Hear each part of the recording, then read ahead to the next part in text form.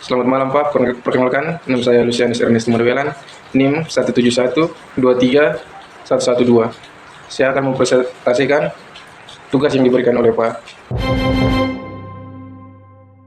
Seorang yang tugasnya memimpin sebuah pertunjukan musik dan bertanggung jawab untuk memastikan para pemain bermain bersama dengan tepat waktu, mengatur tempo, menentukan gaya musik, dan memberikan interpretasi artistik pada karya tersebut. Istilah konduktor muncul dari abad pertengahan. Praktik ini dimulai di gereja Kristen. Sejarah mencatat bahwa 1794 adalah tahun di mana konduktor pertama yang menggunakan baton adalah Guillaume Alexis, seorang komposer Belgia yang waktu itu memimpin sebuah opera di Hamburg, Jerman. Setiap konduktor perlu memperhatikan makna musik yang dibawakan.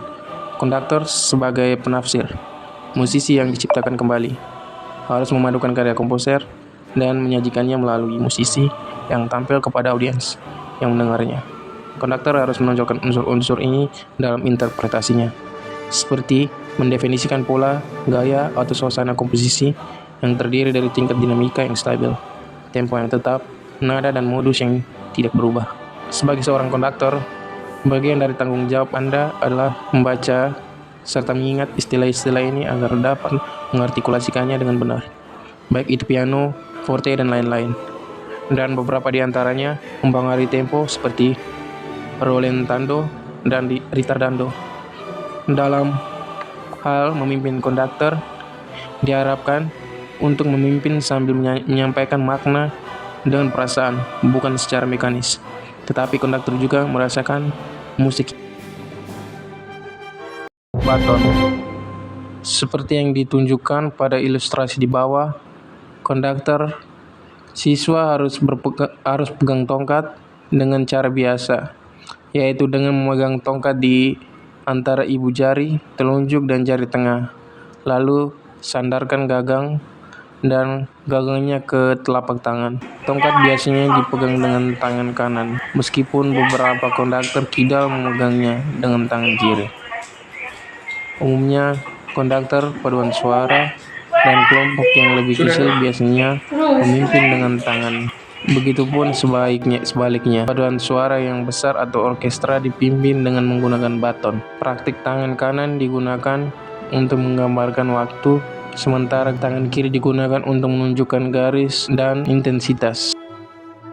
Pola irama. Salah satu langkah mendasar dalam belajar menjadi konduktor adalah menguasai pola ketukan. Pola ketukan ini digunakan secara umum oleh konduktor orkestra dan banyak konduktor ensemble lainnya.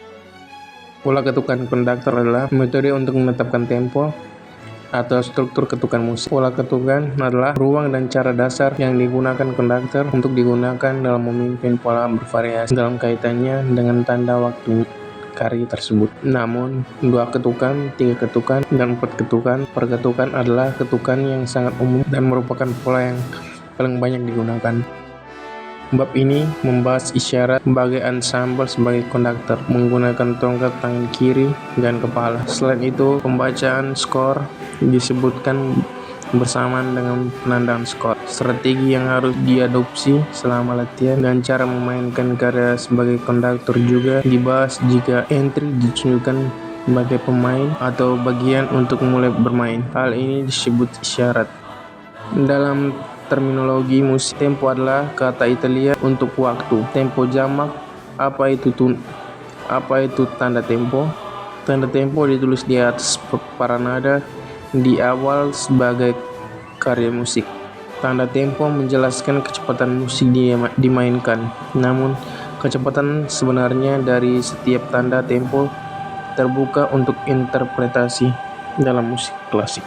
Ada 3 cara utama untuk memberi syarat, tangan kiri dan kepala, tetapi dalam beberapa kasus konduktor ini menggunakan mata seperti yang diilustrasikan dalam paragraf yang disebutkan sebelumnya.